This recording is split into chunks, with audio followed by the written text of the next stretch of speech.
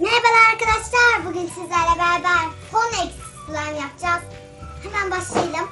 Tutkalımızı böyle tutkalımızdan döktük. Suyumuz, borakslı suyumuz. Bunun içine koyduk.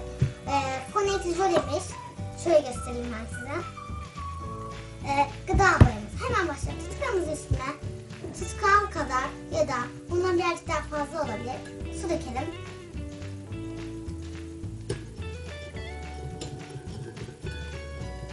Yeterli. Tabii zaman tutkal olduğu için arkadaşlar biraz tutkaldan fazla şey katabiliyorsunuz su. Ama çok fazla da değil. Şimdi bunda 2 tatlı kaşığı Phonex şeyimiz var, jölemiz. Ondan katalım.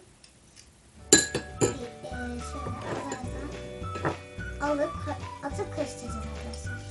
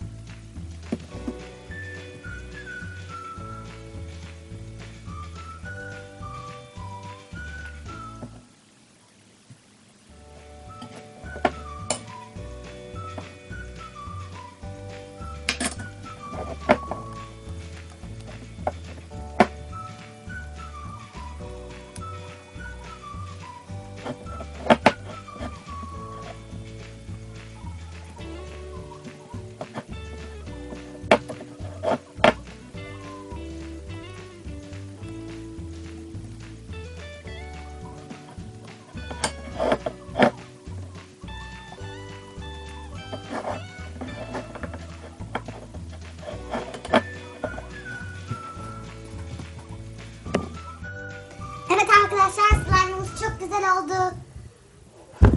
Hem de nasıl desem bilmiyorum ama sanki full tıraş köpüğü gibi acayip yumuşak. Kesinlikle yapmanızı tavsiye ediyorum. Arkadaşlar ben şimdiden söyleyeyim. Arkadaşlar kanalıma abone olmayı, videolarımı beğenmeyi, beğenmediyseniz yorumlara nedenini yazmayı unutmayın. Arkadaşlar bir istek videolarınızı da yorumlara yazarsanız sevinirim. Şimdi artık slime'ımızı tanıtayım, ben size göstereyim. Sonra kapayım dedim.